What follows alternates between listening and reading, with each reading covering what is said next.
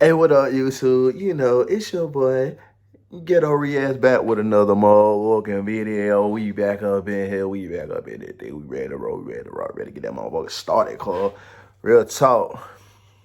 I think we got another banger for y'all. You know what I'm saying? We about to kick it with, hey, I just be looking at different stuff and I ain't gonna watch it without y'all. So I just be saving it. But we gonna get into this, it's about Juicy Pop.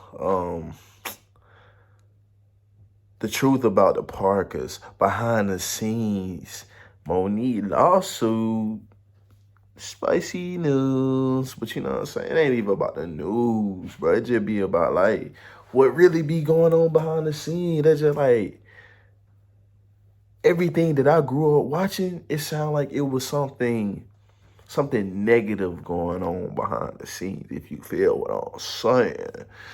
But we finna tap into this video. But y'all know my favorite question to ask? I ain't even gonna ask. Cause you already know. Ghetto Reacts doing good though, man. Real talk, man. How my day been? It been straight. Had a regular work day. Typical shit. We finna tap into this video. Yeah, I'm in the band. I'm playing it up. Yeah, I'm making, yeah, I'm playing the band like me and Cannon. I ain't playing no games. I got that cannon. American television sitcom The Parkers aired for 5 seasons on UPN from August 30th, 1999 to May 10th, 2004. It was created by television producers and writers Ralph. Before we get into the video, it's crazy how she was like, how she lost so much weight. It's crazy. She don't even look like that no more. Sarah V. Finney and Vita Spears, the same creators of Moesha, another UPN hit, which featured the character of Kim Parker. Given her popularity, let me know in the comments if y'all used to mess with Moesha, but I used to love watching that show. It was always different people on it, you know what I'm saying? It had Kobe on it. It had so many people that was on that show, singers, all that. 4 seasons on Moesha, the actress who played her, Countess Vaughn, left the show in 1999 for its spin-off, The Parkers. Hold on. The series centers on the relationship between a mother and daughter, Nikki and Kim Parker, who reside in Santa Monica, California.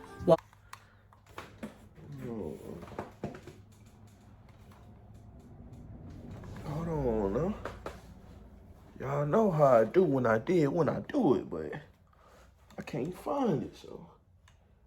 No. What the heck? Hold on, man.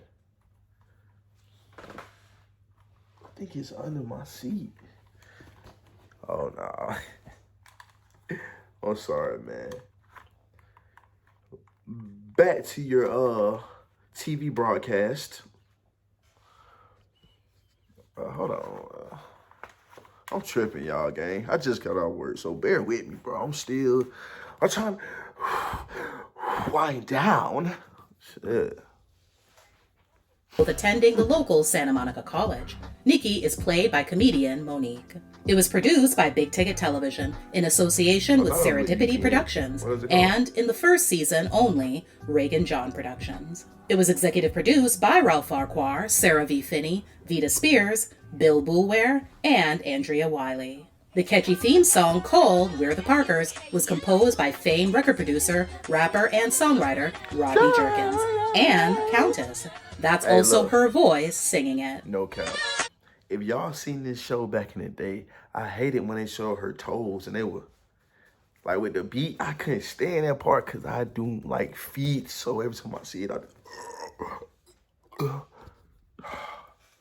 sorry. The mother-daughter student duo came to be when Nikki decided to enroll in college with Kim after being forced to drop out almost 20 years prior when she discovered she was pregnant with Kim. Professor Stanley Ogilvy, played by Dorian Wilson, teaches at Santa Monica College. Nikki falls head over heels for him while he spends the majority of the show. Professor Ogilvy had that swag. Well, he had that swag, debonair, pimping. He was on all of them. But what was it about him that she couldn't shake, bro? Like, that little, look at his hair. Sassy, yeah. Stop. running away from her affections. Over time, though, she eventually wins him over, and they get married in the series finale. Stevie Allison Van Lowe, played by Jenna Von Oy, attends college with Kim and is her best. I thought she was bad. Growing up, I was like, oh, Stevie, you got me dreaming. Thaddeus Tyrell Radcliffe, better known as T, played by Ken Lawson, is also a college student, as well as friend to Kim and Stevie. Desiree Littlejohn, played by Mari Morrow, is the Parkers' neighbor and Nikki's friend. The character ended up being short-lived, though, as she only appears in the first half of the first season. The reason for her departure depends on which source you believe. Some say it was because the producers felt the chemistry would be better if a heavier actress portrayed Nikki's friend, while another mentioned that the producers wanted to include the character in more scenes in the future. Oh, she was in the first season. Then Andale, the other, didn't even meaning that Mari would have to appear on the show more often. Since she was a real estate agent in LA and only wanted to act part-time, a more demanding schedule wasn't going to work for her. That left the door open for Andale Wilkerson, played by Yvette Wilson, to come into the picture midway through the first season to replace Desiree as Nikki's friend. Andale, like Kim, actually first originated as a regular character on Moesha. Little did people know until many years later, the Parkers almost didn't happen at all if it weren't for a major personal decision made by Countess.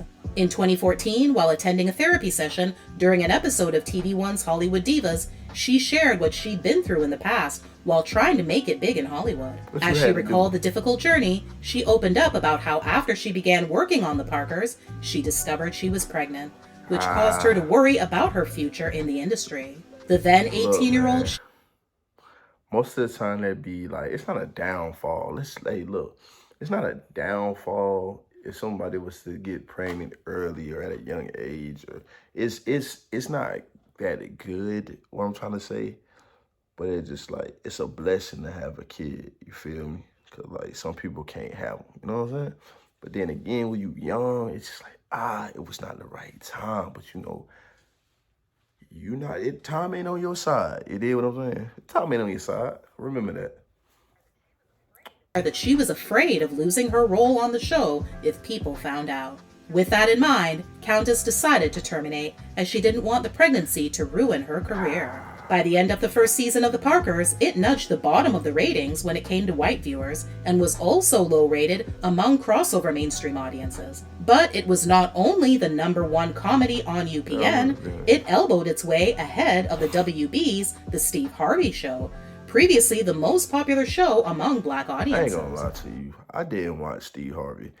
I didn't think it was funny. Like, Saturday Entertainer, this is my opinion. I'm just a YouTuber. But, like, Jimmy speaking, like, they just wasn't that funny to me. They straight. Like, they straight.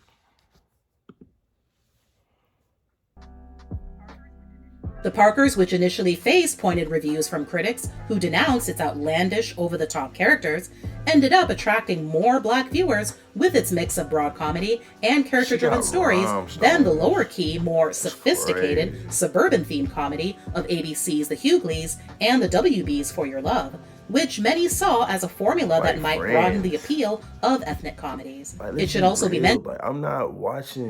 I wasn't watching this or that other show they were just showing. Like, it just wasn't that funny, bro. Like,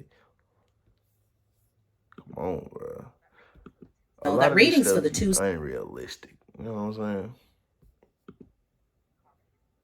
Comedies, which received far more critical praise, were also affected by scheduling, as they competed against each other Friday at 9:30 p.m., in essence splitting the potential audience. Some industry veterans suggested that the Parkers connected more with younger black viewers than For Your Love and The Hughleys, in part because its humor is more reminiscent of other popular sitcoms, such as Martin and the Wayans Brothers.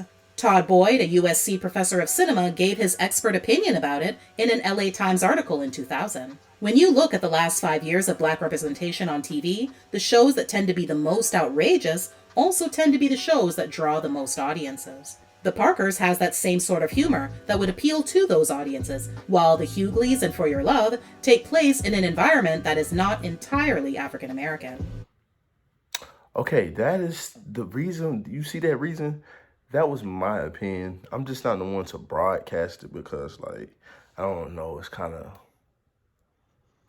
it's not small minded. It's just like, really shouldn't think like that. But it's just like, it's, look, man, get on keep it for real. It's just the truth, all right? Like, me growing up, I never really seen, like, nothing else besides color in my, like, neighborhood.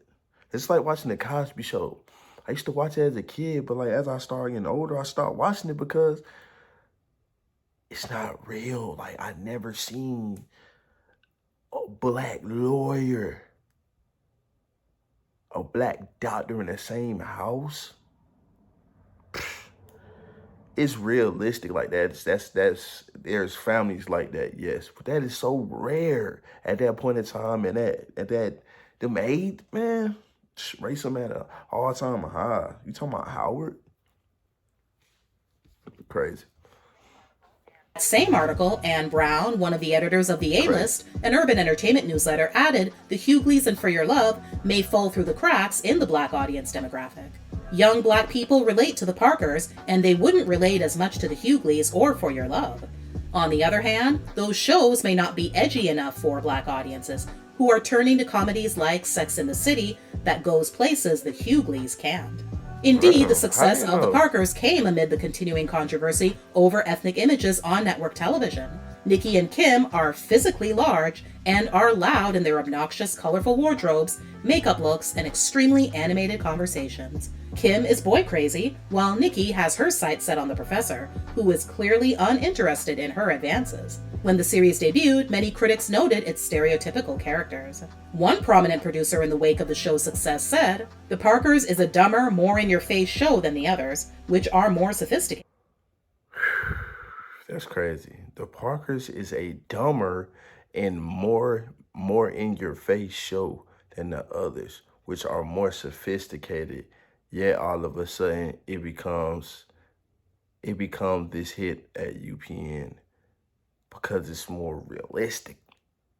Like, okay, sophisticated shows, they're funny, but it's just like certain humor. Like it's not the same humor. Like it don't be like that.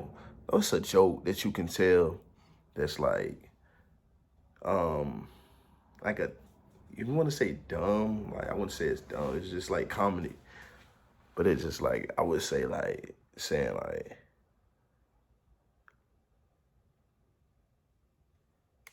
I don't know, I ain't no comedian though. I don't feel it's just like a nigga just saying like shit, but it's like saying man shit, but your mama stink, but she smell like It's just like that's not a sophisticated joke because it's not sophistication. It's nothing sophisticated about it, but it's the way the tone is, what the person's saying, just like the mannerism of it, it make it funny. Cause just like that's what be going on. You know what I'm saying? Like urban shit. Yet, all Don't of a mind me, sudden, I just it's be become this hit at be talking, UPN. bro.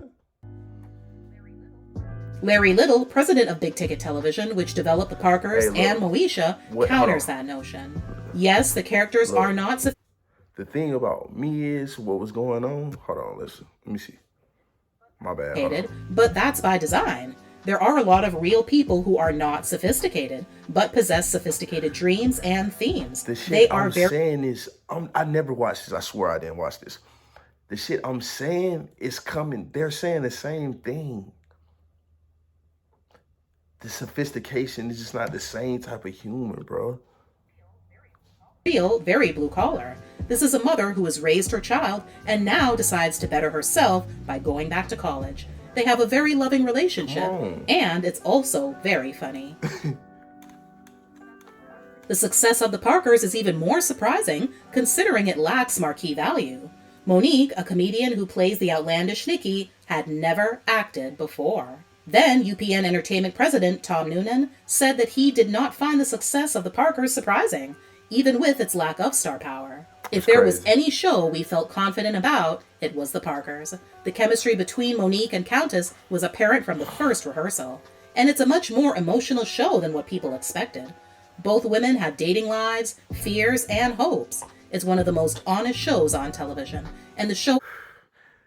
What? Be real with me. If you watch The Parkers, what hope did Kim have? Yeah, she was trying to blow up, but you talking about school hope? But she was dumber than a bag of rocks. Not afraid to have characters that are not picture perfect.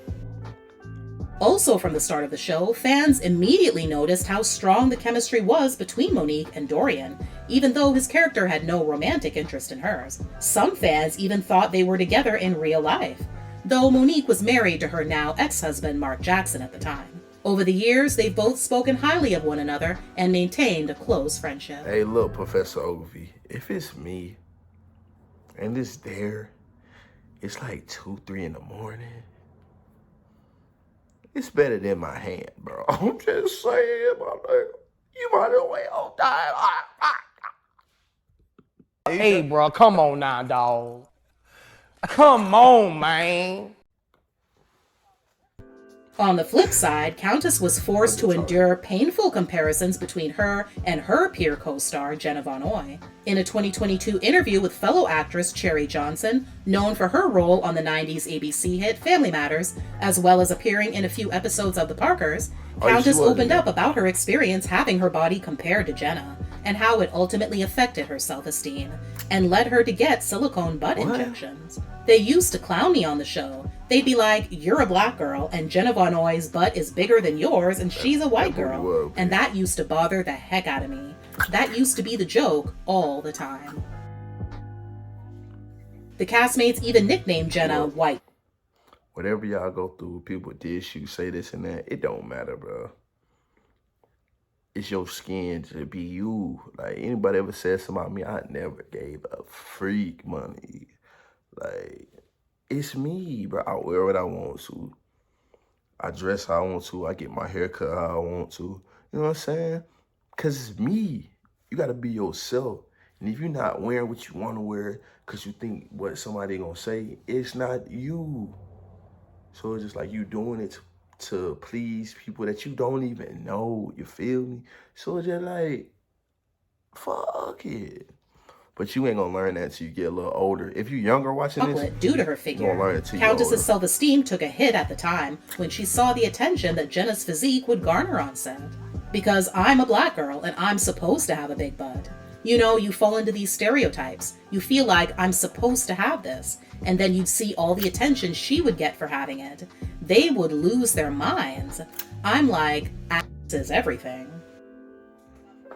In 2009, cast members Countess, Jenna, Ken, and Dorian appeared on The Monique Show for a full-length episode, The Parkers Reunion. Series creator Sarah V. Finney was part of the audience. Yvette didn't appear due to her busy work schedule. The Parkers, the complete collection containing all 5 seasons, was released in North America on DVD in a 14-disc set in 2016. The series started streaming on Netflix in 2020. I don't watch cable. I don't watch TV. Look, one thing in the 90s that was crazy to me, right here. Y'all see this? It's crazy. People was like bald in their head. That was a style. People that was hooping, all-time great. Mike, I think he was going ball. Kobe had a ball. KG had a ball. Rappers had Tupac had a ball. Like, a lot of people had bald heads. Like, why? After that launch, conversations kicked up again about a possible reboot. However, based on some comments from Monique, it doesn't seem likely at all. During a 2021 interview on Fox Soul's Get Into It with Tammy Roman, when Monique was asked whether she would be open to a reboot, she said that it wouldn't be possible without everyone there, essentially reminding Tammy of the death of Yvette Wilson, who passed away in 2012 after a battle with cervical cancer. Monique said she wouldn't feel good doing the show without her. Monique also added that regardless of whether or not a reboot happens, she's thankful for the impact of the show. As grateful for the acting experience as Monique may be, she made it clear in the spring of 2023 that she was still owed something. a lot more money. On April 12th, she filed a breach of contract lawsuit against CBS Studios, Paramount Pictures, and Big Ticket Productions in Los Angeles Superior Court, claiming she's owed unpaid royalties from the Parkers, per court documents obtained by People. She's seeking monetary damages, which she has requested to be determined by a jury. What happened? What drugs did y'all put on? Why are you so small now? What's going on? As well as reimbursement of her legal fees. Monique alleged in the complaint that the companies unfairly structured the show's profitability so that they could, quote, retain millions that would otherwise be contractually due, end quote, to her and husband Sidney Hicks's production company, Hicks Media. It noted, wow.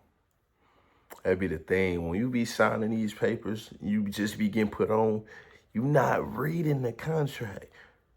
She just probably hopped into it because that's all she had at the time. She hopped into it and was just, I'm famous now. Not thinking about the back end.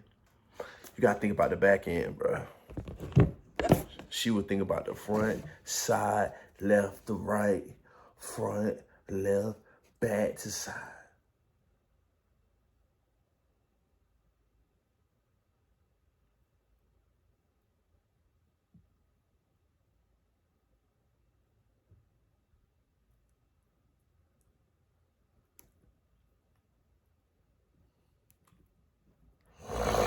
My bad, y'all, man. I'm a busy man.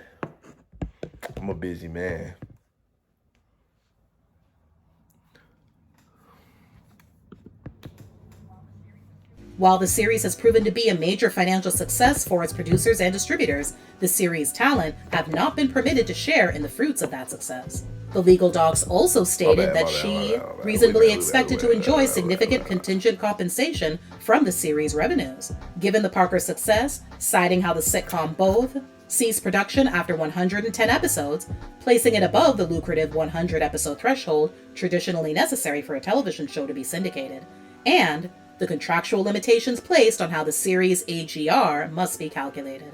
However, it continued, that expectation has not proven to be the reality. This lady just said just hurt my brain. She's saying so much stuff. They are tapping into so many files. Like, whoever her lawyer is not playing no games. She want her money. All this saying, man, like, that's the thing about, like, this stuff back in the day. It's always something that's behind the scenes, man. Like, it make you not like the show because the stuff that be going on behind the scenes. Man, people so... Monique learned about the alleged breach of contract through a similar complaint the writers and creators of the Parkers filed. They filed a similar lawsuit the year before, alleging that CBS had engaged in various forms of, quote, financial malfeasance, end quote, to artificially inflate expenses and suppress profit payments. The network settled that case out of court that November. Monique's suit added, plaintiff is further informed and believes and thereupon alleges that the series writers and creators performed a forensic audit, and that this forensic audit of the series books and records strongly suggested that defendants have inequitably structured the series' finances to artificially depress its profitability and retain millions that would otherwise be contractually due and owing to plaintiff.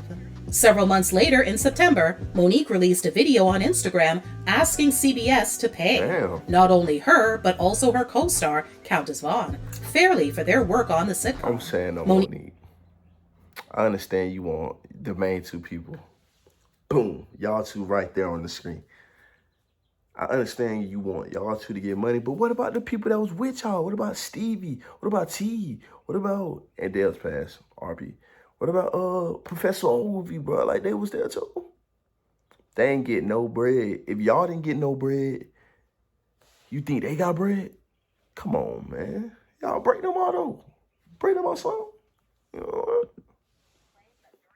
Claims that during the 24 years the Parkers has been on the air, including reruns, the network has tried to convince her and Countess that the series has made, quote, absolutely no money, end quote. So what we're asking you, CBS, is can you please treat these two black women fairly When our brother Dave Chappelle, who ironically had a deal with CBS, said he signed the deal out of desperation and it was a bad deal, they were able to go back and do the right thing. And they made that deal fair and they paid Dave Chappelle what he rightfully deserved. What we're asking you, CBS, don't pay us any more, but don't pay us any less. The thing about it is, I understand, but why you gotta throw Dave Chappelle in it, bro? Now you making him look like a snitch or something. You right. Monique, you right. I swear you right. But I'm saying, though, you could have said somebody, but not his name. Like, shh. Don't tell nobody. Like, talking crazy, bro. That's crazy, though. Later, Countess released her own video supporting her on-screen mother. You know, people trip me out, always saying something like, you know, we lying, it's not true. Yes, give us our money. You would be mad if you worked all weekend when it's time to get your check. They go, oh, you know, the last other check says should cover it. You know, we paid you already. No, but did you give me for my services now, today? All the days that you have played our episodes. Pay that. It's not fair. Not much more was said about the issue until February 2024, when CBS and the production company behind the Parkers slammed Monique's multi-million-dollar lawsuit. Dang. This is crazy. This is crazy. This is mind-blowing. I didn't know none of this stuff. Like, boy, these companies, boy, they be getting over, boy. Court documents obtained by RadarOnline.com. In a newly filed response, the defendants argued for 2 claims to be dismissed. They said Monique brought her case after finding out about the writer's lawsuit. Their lawyers wrote, "It is abundantly clear that Monique is not actually aware of any basis for any of the claims brought in this action. Monique makes it clear that its allegations are premised on information and belief, based on an audit performed on behalf of the writers and creators of The Parkers, the series, and subsequent litigation filed by those writers, creators."